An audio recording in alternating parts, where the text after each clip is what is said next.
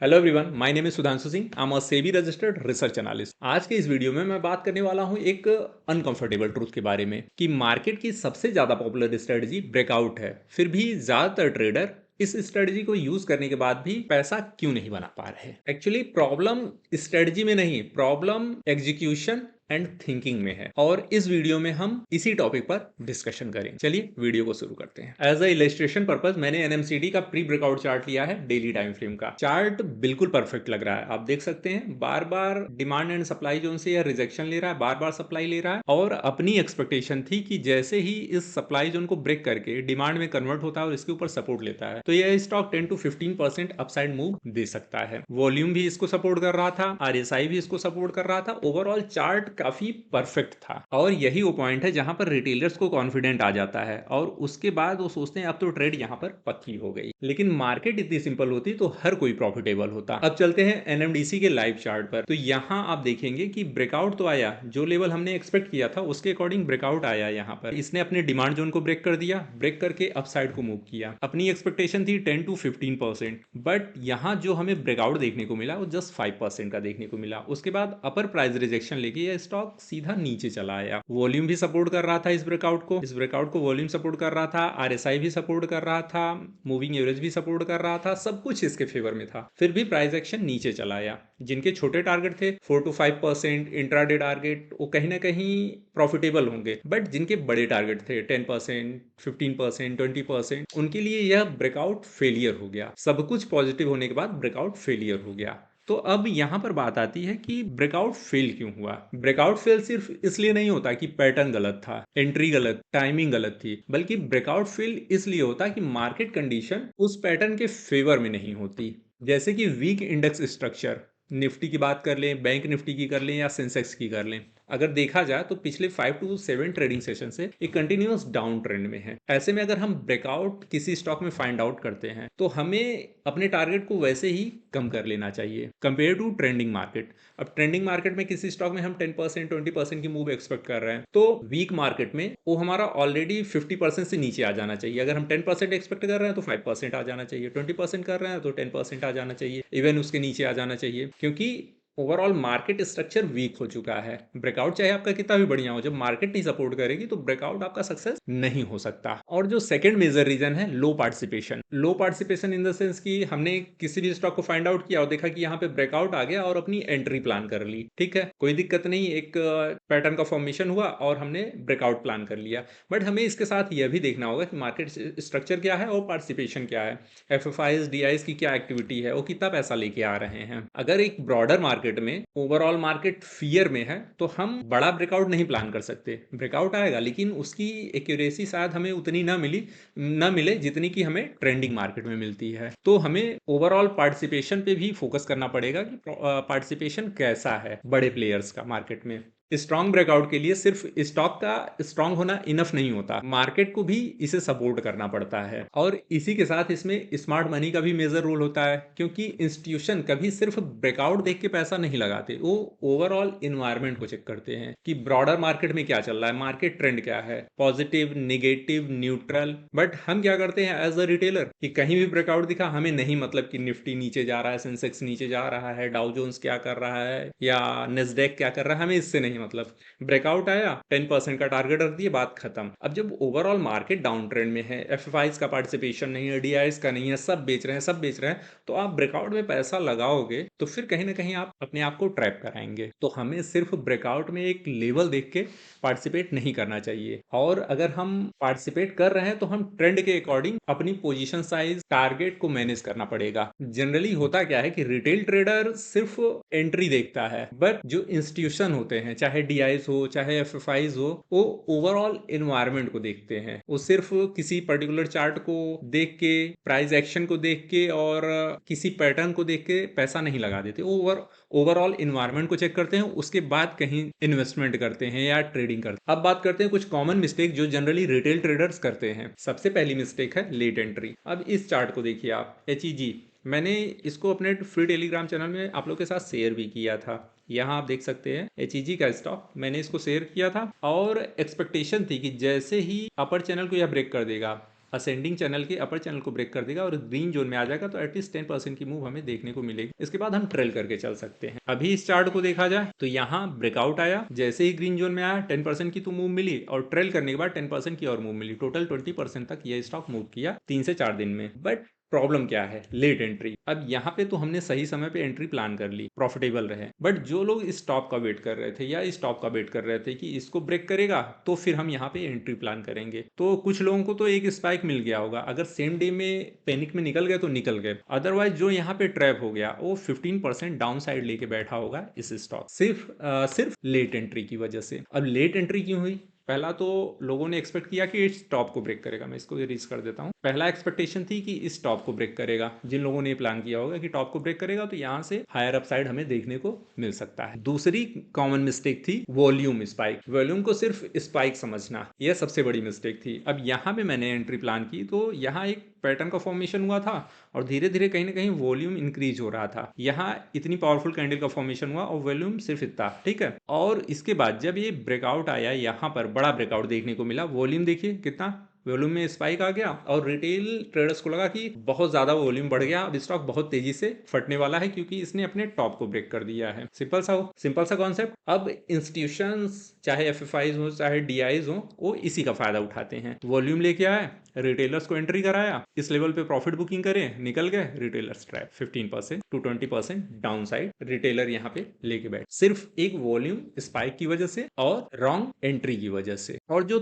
Third common mistake होती है कि हर एक ब्रेकआउट को एक जैसा ट्रीट नहीं करना होता है। अब कोई जरूरी नहीं है कि हमें एचईजी के स्टॉक में असेंडिंग ट्रायंगल पैटर्न का फॉर्मेशन हुआ और हमें 20% मिला तो ऐसे ही किसी और स्टॉक में भी हमें 20% का ब्रेकआउट देखने को मिल जाएगा। अब जैसे जनरली आप आईटीसी के स्टॉक को ले लीजिए, 20% का ब्रेकआउट आपको कभी ना मिलेगा क्योंकि आईटीसी का बिहेवियर अलग है, एचईजी इसका बिहेवियर अलग है। अब एग्जांपल के लिए मैं एक स्टॉक ले लेता हूं, यहाँ ये है कोल इंडिया का स्टॉक, ठीक है। अब इसको आप देखेंगे तो काफी टाइम से यह एक रेंज में ट्रेड कर रहा था, एक रेंज में upper price rejection, lower price support, lower price support, upper price rejection. और जब ब्रेकआउट आया यहाँ पे ब्रेकआउट आया तो 8% की अपसाइड मूव हमें 2 दिन के अंदर देखने को मिली। यहाँ पे आप देख सकते हैं 8% की मूव हमें 2 दिन में देखने को मिली। इस स्टॉक कोल इंडिया का स्टॉक है। अब सेम टाइम फ्रेम पे, अब इसको मैं दिखा देता हूँ आपको टेलीग्राम चैनल में। यहाँ सेम डे पे इसको भी मैंने आपके साथ शेयर किया था, एनएमडीसी के ऊपर कोल इंडिया, ठीक है, 23 दिसंबर। इस स्टॉक को मैंने आपके साथ शेयर किया था। यहाँ पे एक्सपेक्टेशन थी ब्रेकआउट आएगा तो 459 तक जाएगा और वही हुआ इस स्टॉक में। लेकिन इसी के साथ मैंने एक स्टॉक आपके साथ और भी शेयर किया था। यहाँ देखिए एचडीएफसी, सेम पैटर्न का फॉर्मेशन हुआ था। बार बार यह अपने डिमांड जोन पे सपोर्ट ले रहा था और एक्सपेक्टेशन थी कि यहाँ से मूव करेगा, 20 मूविंग एवरेज को ब्रेक करेगा तो अपसाइड में हमें बड़ी मूव देखने को मिलेगी। वॉल्यूम भी सपोर्ट कर रहा था, आरएसआई ने भी डाइवर्जन दिया, फिर अपने लेवल को एडजस्ट कर लिया था यहाँ पर। तो ओवरऑल सारा एनवायरमेंट पॉजिटिव था दोनों ही स्टॉक को लेके। लेकिन अभी रिजल्ट को देखिए तो कोल इंडिया ब्रेकआउट आया, ब्रेकआउट आने के बाद ये अपसाइड मूव कर गया, 8% का ब्रेकआउट हमें इस स्टॉक में देखने को मिला। हालांकि हमारे टारगेट बड़े थे, हमारे टारगेट यहाँ पे बड़े थे, 8% के ही नहीं थे। 8% के बाद हमें ट्रेल करके जाना था। रीजन बिहाइंड कि जब भी इस स्टॉक ने ब्रेकआउट दिया है, यहाँ देखिए यहाँ पे 45% का रिटर्न हमें देखने को मिला। सेम ब्रेकआउट का फॉर्मेशन हुआ क्योंकि इसका बिहेवियर कुछ इस तरीके का है कि 40% 30% अपसाइड हमें दे सकता है। लेकिन यहीं अगर हम एचडीएफसी को देखें तो एचडीएफसी में क्या हुआ, सेम टाइम फ्रेम में सेम डे पे लगभग स्टॉक मैंने शेयर किया था। यहाँ पे एक्सपेक्ट किया था 20 मूविंग एवरेज को ब्रेक करेगा तो अपसाइड में बड़ी मूव मिलेगी।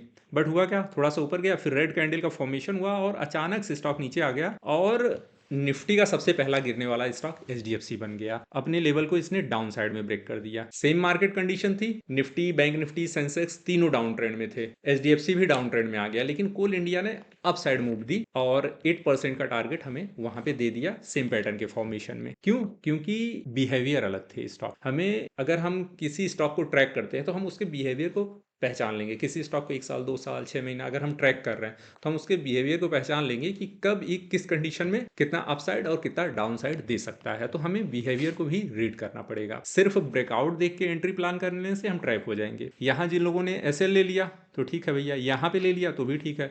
लेकिन जो नहीं ले पाए, अब 2-4-10 दिन के लिए जो ट्रेडिंग पॉइंट ऑफ व्यू से इस स्टॉक में आए थे, अब वो इन्वेस्टर बन के बैठे हैं। हालांकि एचडीएफसी का स्टॉक है, ये बहुत दिन तक डाउन ट्रेंड में नहीं रहेगा, लेकिन जहां पर एंट्री आपने प्लान की थी 10 दिन की, अब वहां पे आपको 1 महीना 2 महीना बैठना पड़ सकता है। तो यह होता है कि स्टॉक का बिहेवियर भी हमें पता होना चाहिए कि जिस स्टॉक के ब्रेकआउट में हम एंट्री प्लान कर रहे हैं उसका बिहेवियर क्या है, कौन सी मार्केट कंडीशन में कैसा वो परफॉर्म कर सकता है। क्योंकि ब्रेकआउट एक इवेंट नहीं होता है, ब्रेकआउट एक बिहेवियर होता है। ब्रेकआउट को कभी कैच नहीं किया जाता, ब्रेकआउट को हमेशा ट्रैक करना पड़ता है। इस चीज को आप समझ लेंगे तो ब्रेकआउट फेलियर आपके कम से कम हो जाएंगे। आपको कहीं ज्यादा दूर जाने की जरूरत नहीं है, आप सिर्फ इस टेलीग्राम चैनल में आ जाइए और जितने भी ब्रेकआउट्स मैंने शेयर किए उनके बिहेवियर को आप चेक करिए कि जब मार्केट ट्रेंड में थी तब ब्रेकआउट ने कैसा परफॉर्म किया, जब मार्केट डाउन ट्रेंड में है या साइडवेज में थी तब इसमें जो ब्रेकआउट्स मैंने शेयर किए थे वो कैसा परफॉर्म किए। तो आपको क्लियरिटी आ जाएगी कि हमें किसी भी ब्रेकआउट को देख के कैसे अपनी एंट्री को प्लान करना चाहिए। ये तो हो गई प्रॉब्लम्स। अब बात करते हैं कि ब्रेकआउट को कैसे बेटर ट्रेड किया जा सकता है। तो इसमें सबसे पहला जो रूल है बेटर ट्रेड करने का कि मार्केट अगर अप ट्रेंड में है तो आप मैक्सिमम क्वांटिटी मैक्सिमम ट्रेड कर सकते हैं, लेकिन अगर डाउन ट्रेंड में है या फिर साइडवेज मार्केट मूव कर रही है तो ऐसे में आपको अपनी पोजीशन साइज कम करनी चाहिए और नंबर ऑफ ट्रेड तो कम करना ही पड़ेगा। इसके बाद आता है बेटर टाइमिंग। अब टाइमिंग आपने चूज कर लिया, अब यहाँ पे देखिए, यहाँ एचईजी के स्टॉक में यहाँ पे अगर इस टाइम पे एंट्री की होते तो आपकी परफॉर्मेंस कुछ अलग होती। यहाँ पे जिन लोगों ने एंट्री करी उनकी परफॉर्मेंस कुछ अलग है।